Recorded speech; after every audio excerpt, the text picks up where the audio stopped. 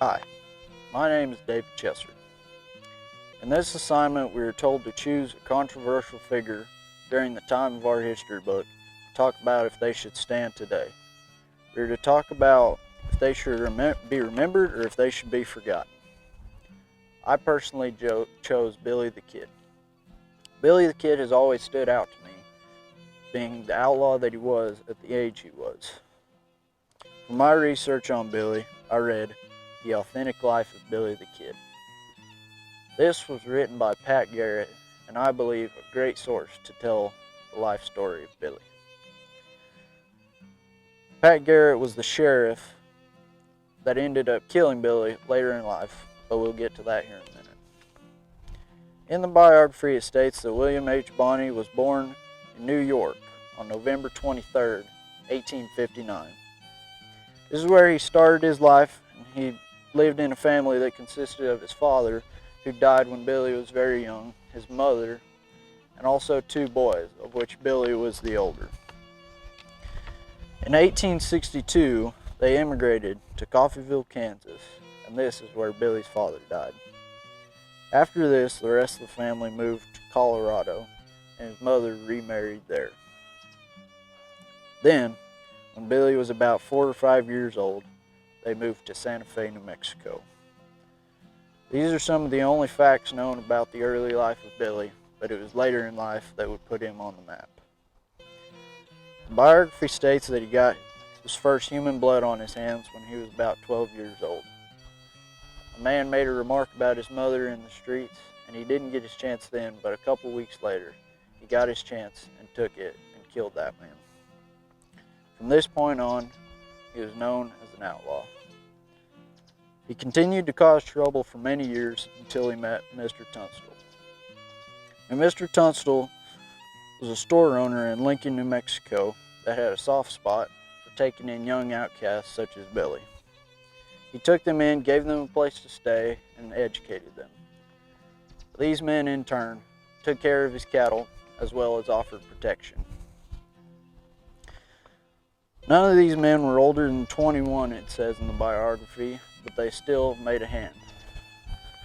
On February 18th of 1878, William Morton, who was the supposed sheriff of Lincoln, and a posse of men came to steal some horses from Mr. Tunstall. In the process, they murdered him. This was the day that Billy the Kid set out for his revenge. The Kid joined a posse of boys going after the murders of Tunstall. They were deputized and had warrants for all these men. Billy, however, decided to take matters into his own hands and began killing them when he would get the chance. You see, Billy cared more about avenging the death of his boss than he did about his own life. He continued roaming New Mexico until him and his posse had killed all the men responsible for the death of Mr. Tunstall. Those that remained tried to start normal lives after this, but Billy continued roaming New Mexico. He ended up getting shot and killed by Pat Garrett, as I said earlier, and this was the end of his life. While seen by many as a hero, Billy was not exactly a saint. We must remember that he himself was a murderer and did have his shortcomings. However, Billy was seen as the boy that avenged the death of Mr. Tunstall. In the biography, it states that he was the hero of the old and decrepit as well as to the young. To the law, he was nothing more than a ruthless outlaw, but to the citizens of Lincoln, he was the hero that finally put the stop to Morton and his men running the town.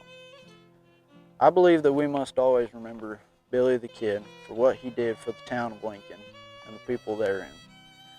Although not a perfect man by any means, he was a hero of his time and should be remembered as such. He was about as controversial as it gets, but he was a hero of his time, and he took matters into his own hands, and it wasn't good for some of his friends as they ended up dying, but He saw what needed to be done, and he did it when other people didn't have the courage to step up. I believe he was a hero, and I think we should remember him as one.